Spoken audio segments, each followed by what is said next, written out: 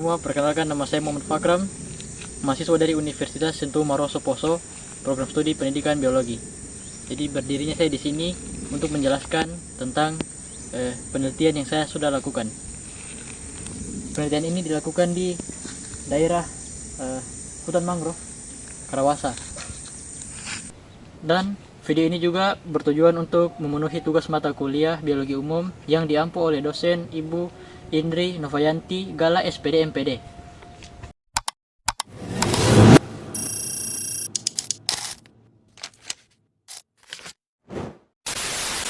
Baik, sekarang kita masuk ke dalam pembahasannya.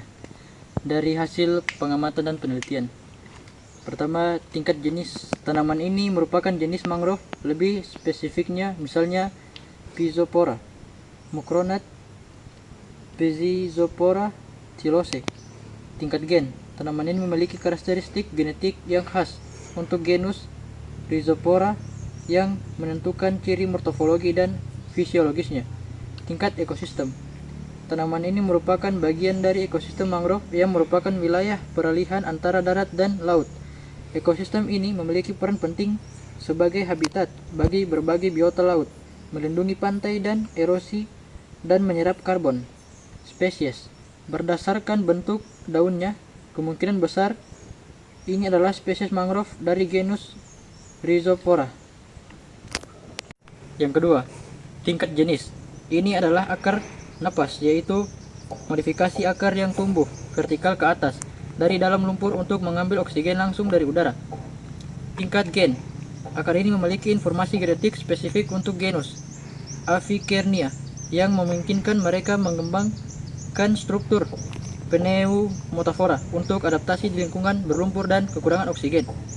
Tingkat ekosistem, akar ini merupakan bagian dari ekosistem mangrove yang berperan penting dalam menyediakan habitat bagi berbagai biota laut, melindungi garis pantai dari erosi, dan menyerap karbon dioksida dari atmosfer. Spesies, akar ini kemungkinan besar adalah akar napas Pneumatophora dari mangrove jenis Avicennia. Yang ketiga, tingkat jenis. Kerang, ini adalah kerang yaitu Mollusca bivalvia yang hidup di lumpur atau pasir di area pasang surut, misalnya Anadara gurnosa. Kerang ini memiliki tingkat gen. Kerang ini memiliki karakteristik genetik yang khas untuk keluarga Arcudae yang menentukan ciri-ciri morfologi dan fisiologisnya, seperti bentuk cangkang dan mekanisme filtrasi makanan. Tingkat ekosistem, kerang ini merupakan bagian dari ekosistem mangrove yang berperan penting dalam penyaringan air dan menjaga kualitas lingkungan, menjadikan sumber makanan bagi predator seperti burung dan ikan, mendaur ulang nutrisi dan di dalam ekosistem.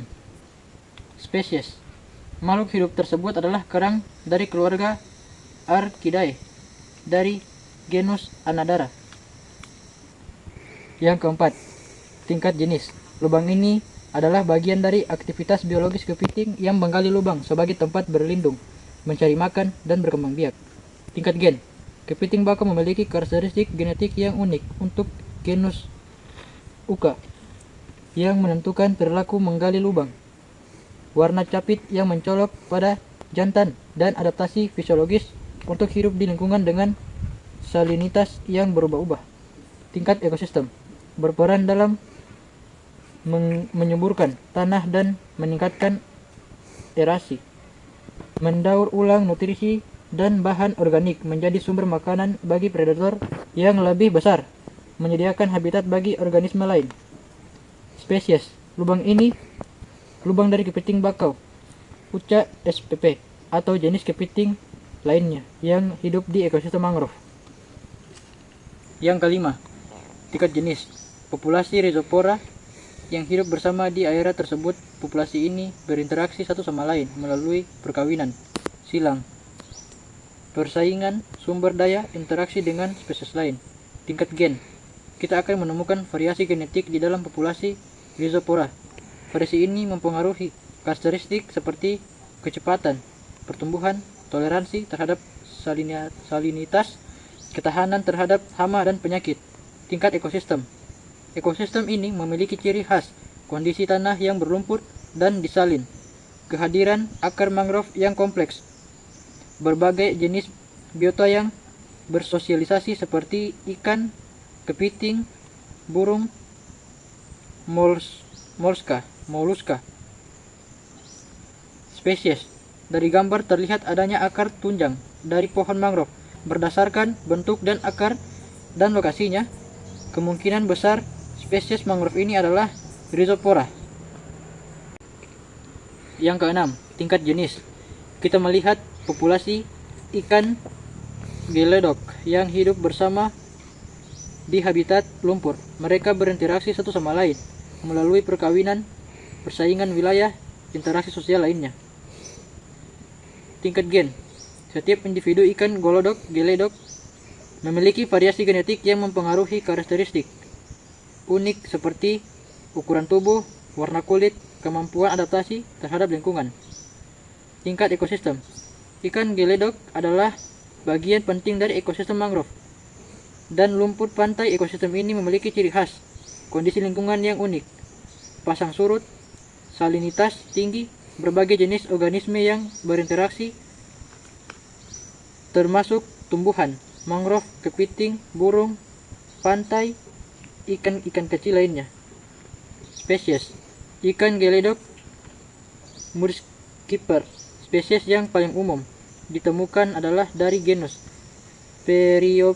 Periophthalmus atau Periophthalmus barbanus.